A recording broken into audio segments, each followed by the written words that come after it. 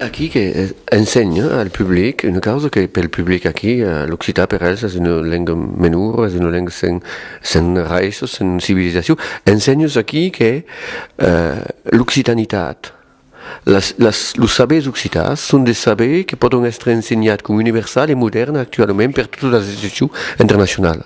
Absolument. La cultura occitana és, en aquest moment, estem parlant entorn al segle XII, finals del segle XI, i és un dels moments culturals més rics i més impressionants del món occidental d'aquesta època. I penso que la forma de ser de la cultura occitana d'aquesta època és un exemple d'equilibri, és un exemple de tolerància, és un exemple de forma de ser i de viure realment remarcable, que hauríem de considerar. Jo veig que sempre em va sorprendre quan vaig començar a treballar amb els trobadors de veure aquestes imatges que veus dels nobles en què amb una mà tenen l'espasa i amb l'altra mà tenen el llaüt o la viola. Sí? Veus la força, que és també el que garanteix la llei i el que garanteix la justícia, i a l'altre costat el saber, la sensibilitat, la cultura, l'art, no? Aquest equilibri entre una cosa i l'altra és el que caracteritza el món occità, i penso que això és un exemple de civilització que hauríem de recuperar absolutament, i els occitans hauríeu de ser orgullosos de ser i de recordar el que vau ser, adaptant-ho a la nostra època i lluitant perquè això fos algo viu també, no? Et là, je vais te demander un petit message pour nos chers députés à l'Assemblée nationale qui ne veulent pas une loi sur les langues de France. Dis-toi quelque chose sur l'occitan, ou sur le breton, ou sur le basque, ou le catalan. Tu penses que quand même une loi pour les langues de France, c'est une loi qui peut donner une dignité à ces langues-là? Mais je crois qu'aujourd'hui, c'est absolument essentiel pour la justice et le respect des citoyens d'un pays d'accepter que s'il y a des citoyens qui ont une culture ancienne, qui parlent une langue qui est historiquement aussi importante que n'importe quelle langue, de reconnaître la nécessité de laisser un espace pour ces langues et de les appuyer.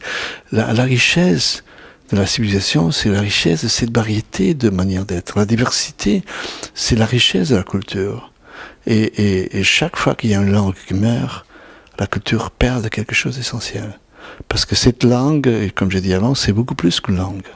C'est l'esprit, c'est la manière d'être, c'est un morceau de l'histoire d'un pays important.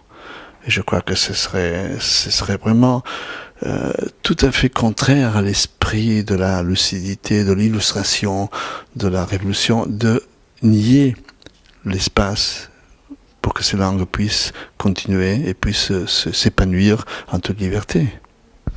Aquesta CD llibre serà distribuït quasiment dins 40 estats del món. 45.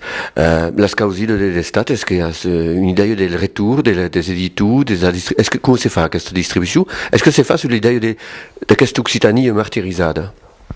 Aquest projecte justament el publiquem no solament en occità sinó també amb les llengües més importants dels països en què estem en contacte. Doncs hi ha naturalment el francès, el castellà, el català, l'occità, l'inglès, l'alemany i l'italià, i hi ha molt interès en aquest moment. Aquesta primera edició ja la tenim pràcticament esgotada i hem fet una edició de 20.000 i de 15.000 ja estan repartits i venuts, i ara estem ja començant una segona edició que editarem per la primavera.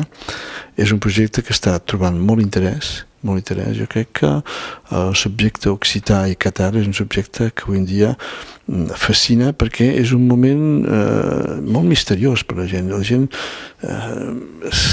costa d'imaginar perquè una cosa així, com va ser possible una cosa així, i com va ser possible és en certa forma els occitans són els atlants de terrestres. Així és com hi ha un misteri perquè va desaparèixer la cultura dels atlants, de l'Atlàntida. Hi ha també un misteri, com és possible que la cultura occitana desaparegués quan era una cultura tan important i tan rica, no? Le concert És estat jugat a Barcelona, serà jugat a Carcassona, serà jugat a l'Odi Sud a Blagnac, a costat de Toulouse, serà jugat a Cracòvia i hi ha d'altres projectes, i a París també. Sí, després de Toulouse, de Blagnac, el portarem a Fontfroide a finals de juliol. L'any que ve el portem a la Cité de la Musique a París i a Cracòvia, i hi ha altres negociacions per portar-lo a altres llocs.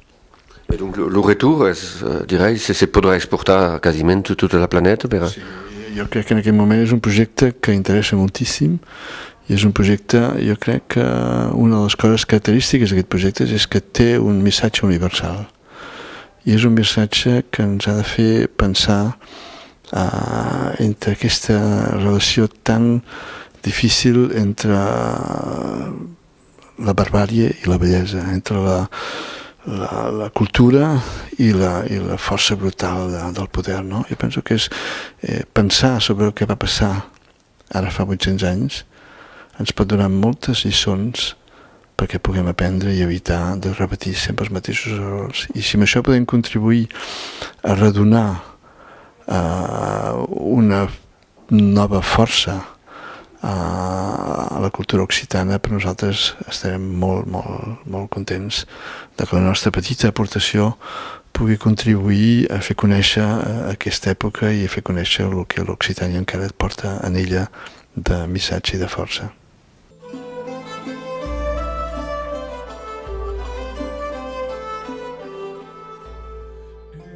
Flores arbores, lascive can und voluces, in de Tepes und Virgin.